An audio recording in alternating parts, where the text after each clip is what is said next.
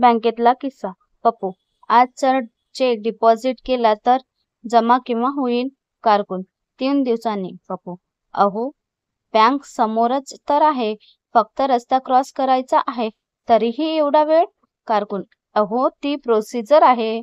समजा उद्या तुम्ही स्मशानाबाहेर मेलात तर डायरेक्ट स्मशानात नेऊन जाळतील की रीतसर घरी घेऊन मग जाळतील?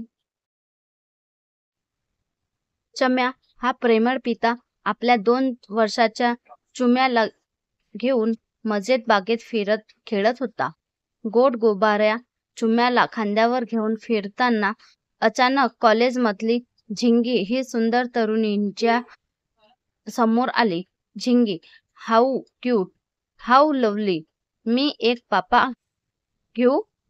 चम्या: 1 मिनिट, मी चुम्याला खाली ठेवतो. तुम्ही चटकन पापा घ्या. कुणी बघितलं तर उगाच लफडं होईल. प्राणी संग्रहालयात आलेल्या पप्पूला तिथल्या एका वाघाने मारले.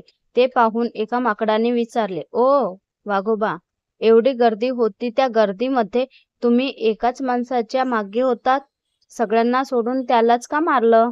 वाघ: अरे मारू नाही तर काय, अर्धा तास झाला माझ्याकडे बघून बोलत होता.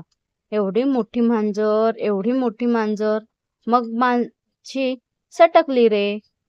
क्योंकि कुछ भी करने का, लेकिन अपना ईगो हर्ट नहीं करने का.